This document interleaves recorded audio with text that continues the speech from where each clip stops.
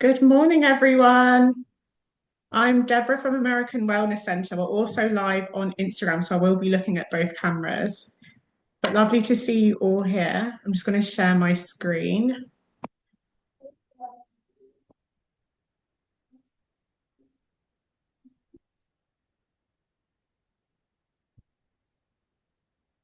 What's the I need your help?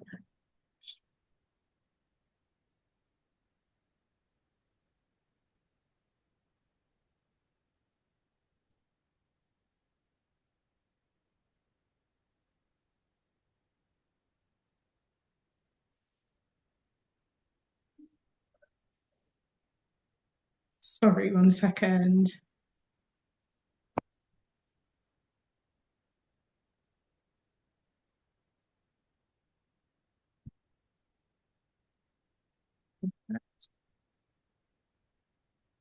Okay, so today we'll be focusing on breaking the cycle of negative thinking. So we'll be looking at cognitive distortions and how to challenge them. So the agenda would be to understand cognitive distortions. We'll go through common types of cognitive distortions, the psychological impact of cognitive distortions, why we do think this way, and strategies to challenge and reframe our distortions. And we'll have time for questions and answers at the end. Right.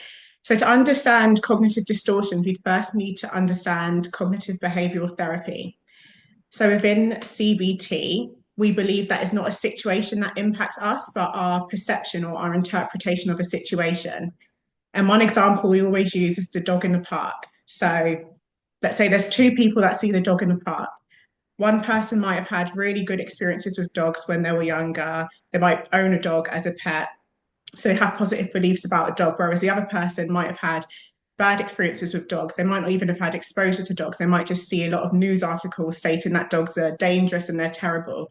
So let's say both people see the dog. The person with the positive beliefs about the dog, it will cause them to feel calm. It may cause them to feel warm.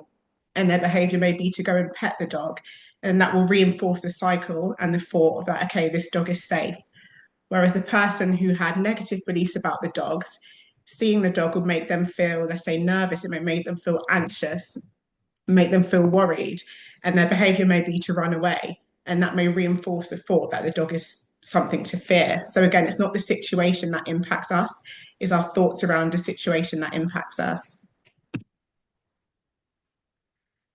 So, what are cognitive distortions? They're inaccurate thoughts that reinforce negative thinkings or emotions. So these thoughts are automatic and they often go unchallenged. And a lot of the time, we don't even notice that these thoughts are appearing in their head because they lie at the pre-conscious level of our awareness and they can significantly influence our emotions and behavior. Because again, within CBT, we believe that our thoughts influence our emotions, influence our behaviors. We believe they're all interlinked. So, as I mentioned before, automatic thoughts are at the pre-conscious to conscious level. And where these all stem from are our core beliefs. And core beliefs are our unconscious beliefs that we have about ourselves, about the world, and about our future. And these are usually stem from our life experiences, mostly influenced by our early life experiences as well. So a lot of us will have really positive core beliefs if we had a positive upbringing, if we have a lot of positive experience, where a lot of us can have negative core beliefs if we had, let's say, a dysregulated childhood or one where we weren't emotionally catered to as much. So these beliefs then cause our automatic thoughts to stem from here. So again, they're unconscious and our automatic thoughts are pre-conscious.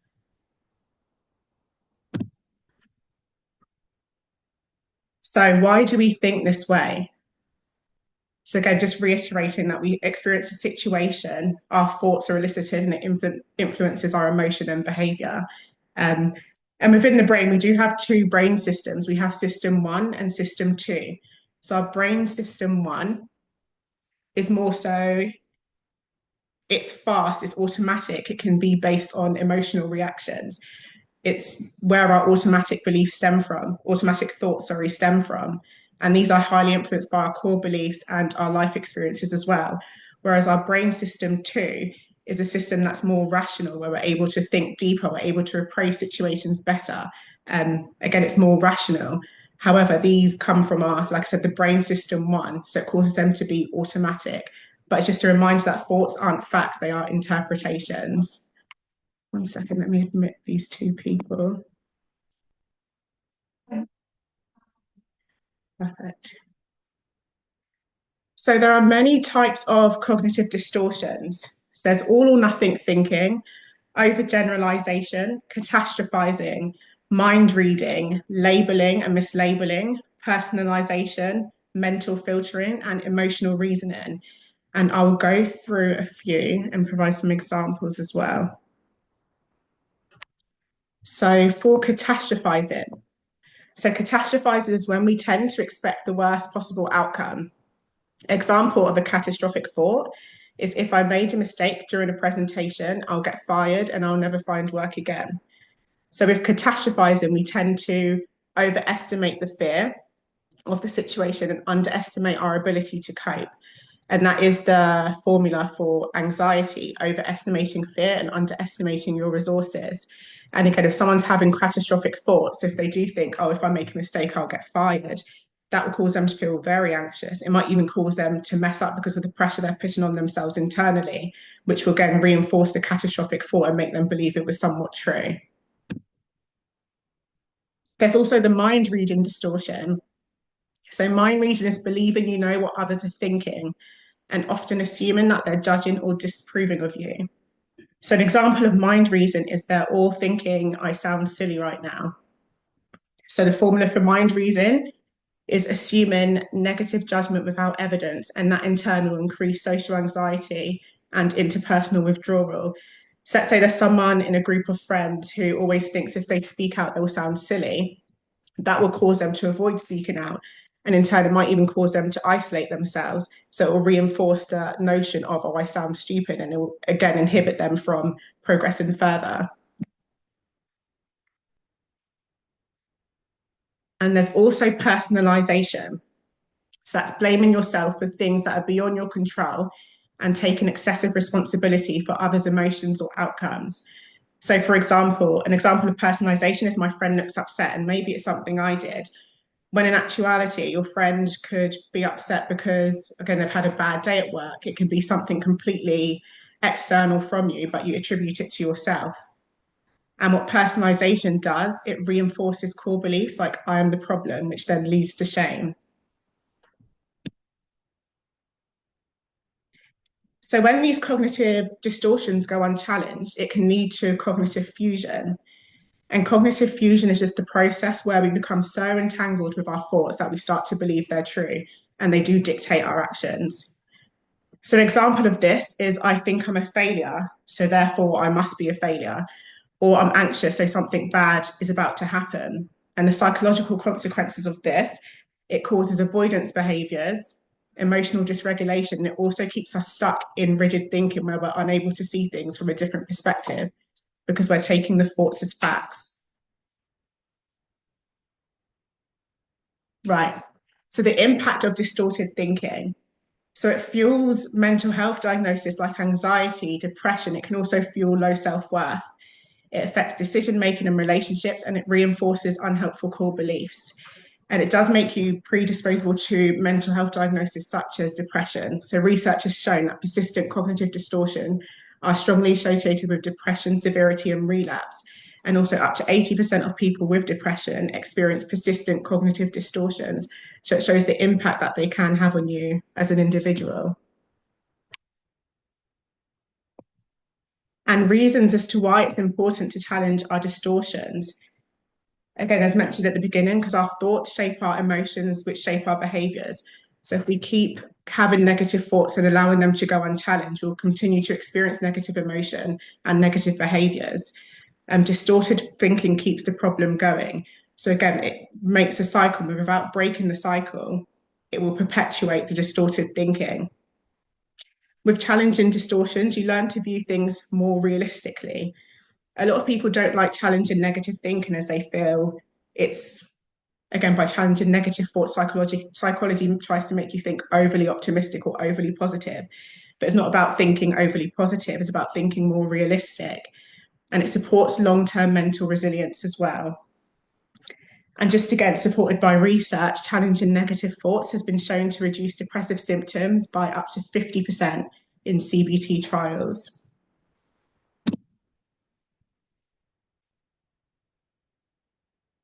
Right. So there's many different techniques with challenging negative thinking. So I'll talk you through a few CBT techniques. So I'll focus on thought records, Socratic questioning, behavioral experiments, and also just practicing self-compassion. So thought records. So what thought records entail is writing down the thought and evaluating it. So say a situation occurred, you'd write what happened, what was your emotion, what thought popped up in your head, what evidence in your life, what evidence from your experience support the fact that the thought is true, what evidence from the experience goes against the fact that the thought is true. And then at the end, you'll come to an alternative balanced thought.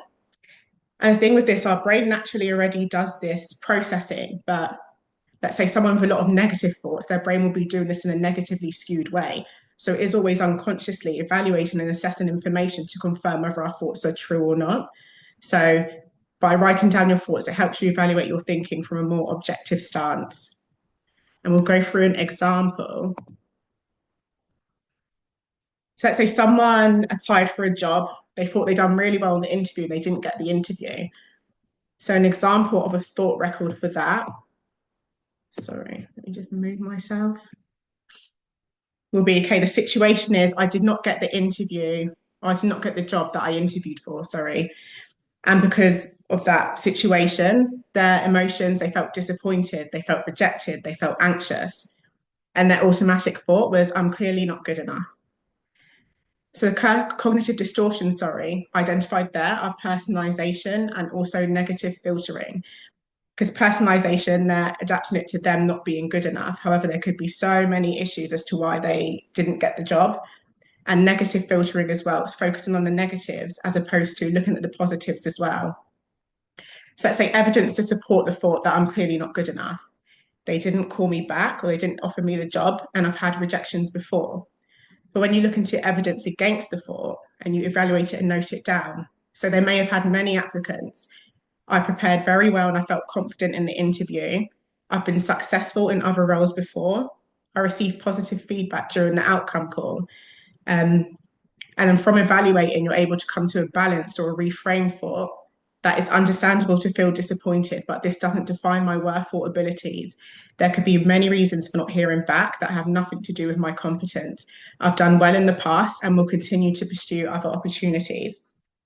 So just evaluating the thought through thought records and Socratic questioning, it allows you to engage your brain system too, which I mentioned at the start is more slow, it's more rational, it's more evaluative, but it's able to, again, give you more balanced perspectives. So let's say if this thought wasn't unchallenged and the person had the thought, I'm clearly not good enough, it's unlikely they'll be confident to apply for an interview again. Whereas if they see it as I've done well in the past and I'll continue to pursue other opportunities, that works for personal development and that resilience, having that thought, even if they were to experience another setback, they know it's okay. There could be so many reasons as to why I didn't get it, but I'm going to continue to push through and eventually I will get what's meant for me.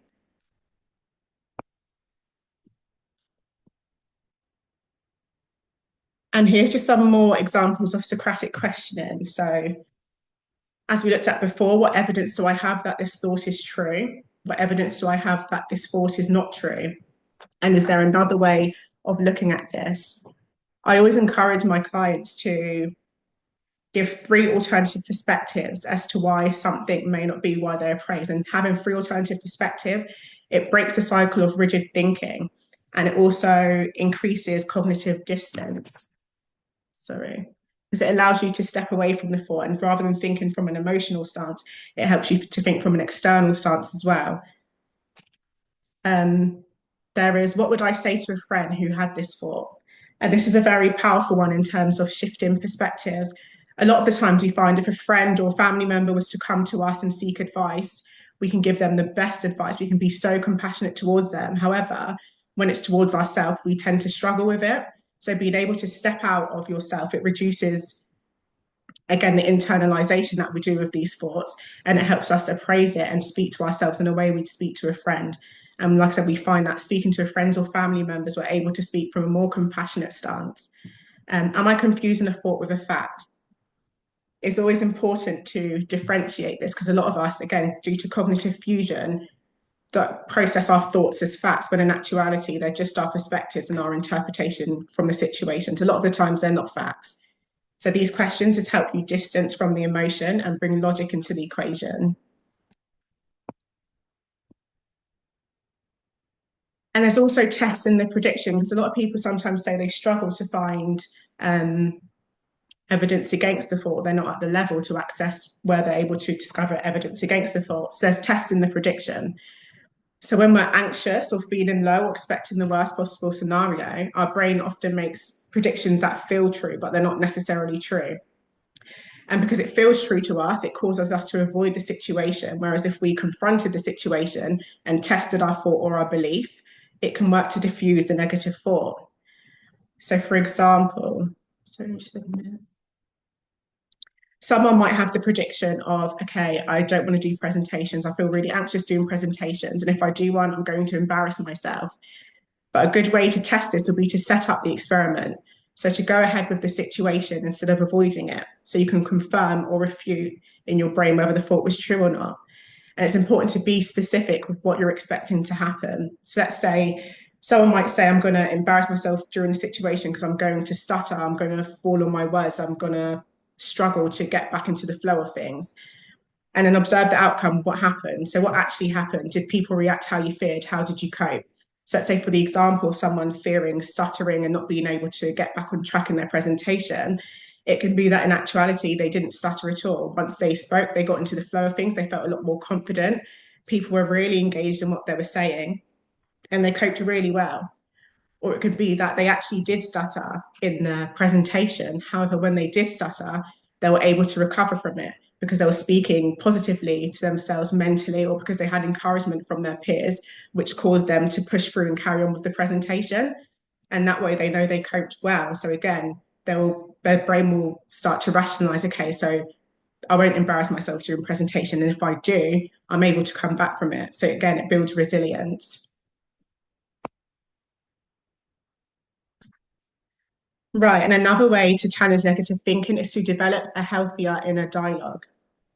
So it's so important we identify our inner critic.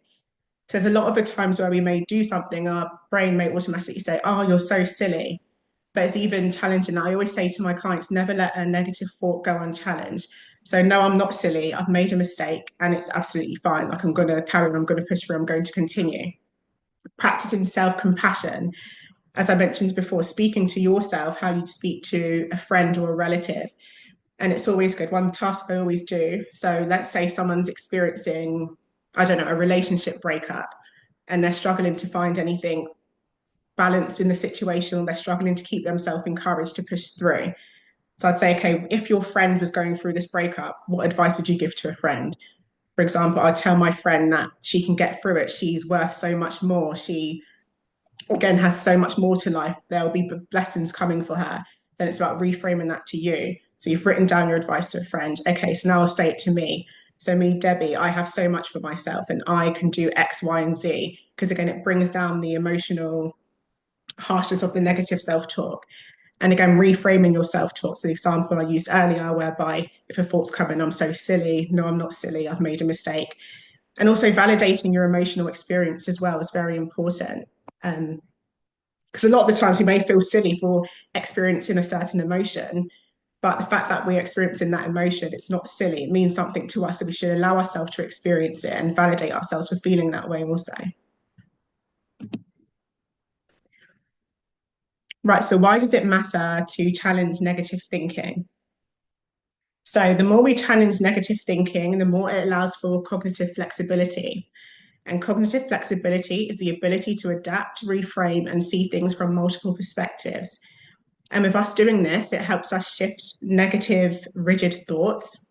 It supports better decision making and emotional regulation because then we're able to process things and make our decisions and actions based on our brain system too, which again is more rational.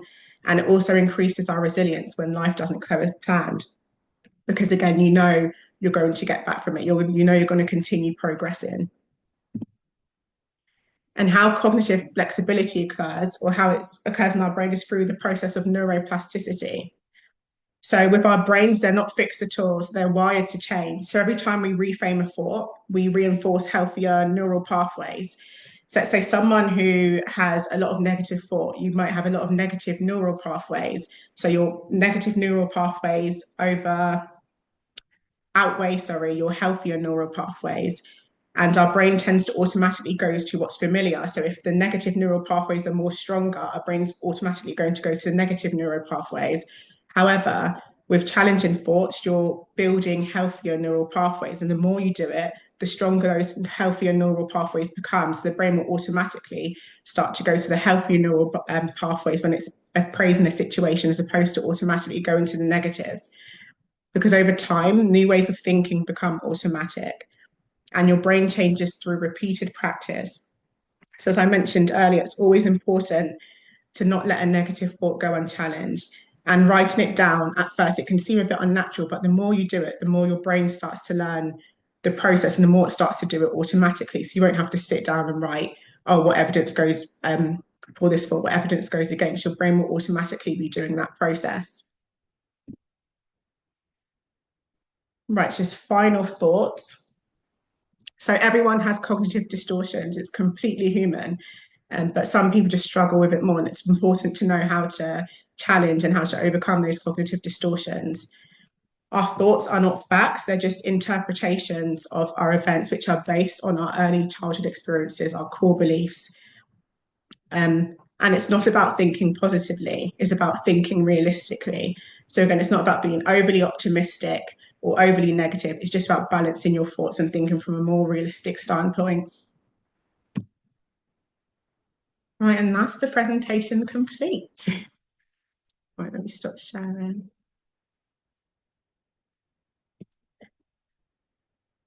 Right, so I just want to know if there's any questions.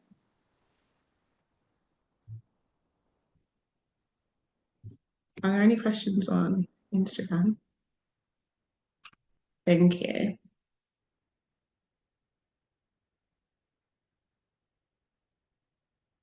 Okay, so there's a question of how do I get rid of these thoughts? I have tried, but I can't. So one good way, and again, with a lot of us, where our brains are already programmed to think negatively, it's not a quick win whereby you can try one task and automatically you start to think from a more balanced perspective. It takes time and practice. And as I mentioned in the last slide, it's about neuroplasticity, it's about building new neural pathways. So with practice, it gets better. But if you are really struggling, then it is good to have some support, have some therapeutic support. Go to a psychologist, a counselor who's able to guide you through the process, because sometimes it's a lot more easier when someone's there supporting you or guiding you to carry out those interventions. Can anxiety be managed by learned behavior, especially through therapy? Yes. So with cognitive behavioral theory, we believe that cognition can be changed. So cognition, which is what someone asked from Instagram, is just our thoughts. So we believe that cognition can be changed and also behaviors can be changed. And that's why within interventions, we try and implement healthier ways to, again, appraise your thoughts through tasks such as this. Such as Socratic questioning, such as thought records. And we also work to change behaviors through behavioral experiments. There's stuff that we call behavioral activation, which means putting someone back into activities that are pleasurable to them. But there's many different ways that you can alter your thoughts and your behaviors. Someone says, what's our alternatives to CBT? It hasn't worked for me. Yeah, because CBT does heavily involve focusing on your thoughts and also being aware of your thoughts as well. And it's not everyone that is able to sit there and appraise their thoughts.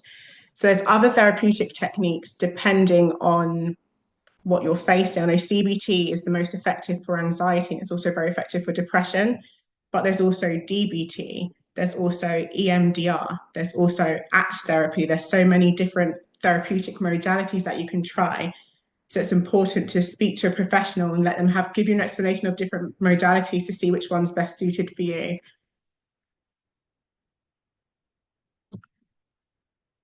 Like, how many sessions are required? The sessions vary depending on your presentation, because someone might have just experienced a small blip where they're feeling low for a small period of time and they might need, let's say, 6 to 8 sessions. Whereas someone, if they've appraised life negatively for a very long time, they have a lot of trauma and it's deeply embedded within them, they can need 18 to 20 sessions. So it's all individualized. There's no set number of sessions. It's all individualized to the person that presents. Would like to say well done, and I do apply these principles. Yes, applying these principles with biblical and other spiritual practices is very effective.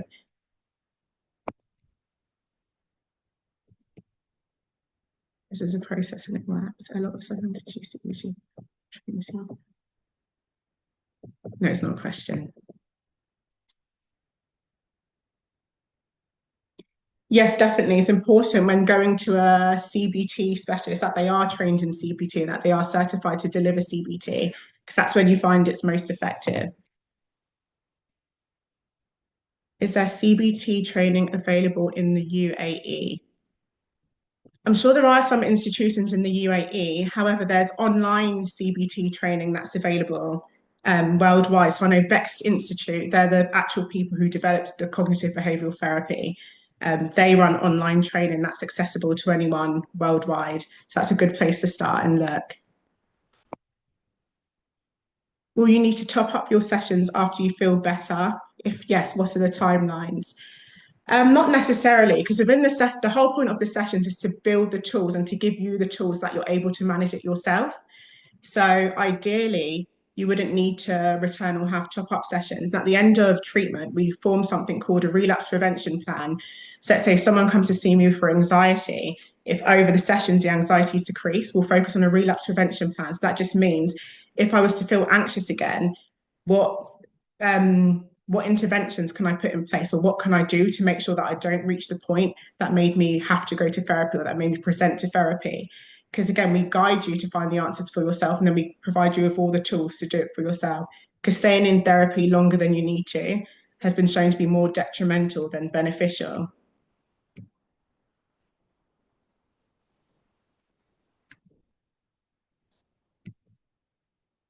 Yeah, someone's spoken about the CBT Basic and Beyond book by Judith Beck, again, which is very beneficial for understanding and learning CBT. I'd encourage anyone interested in training in CBT to head over to the Beck's Institute. Right, any more questions or anyone on Instagram? No?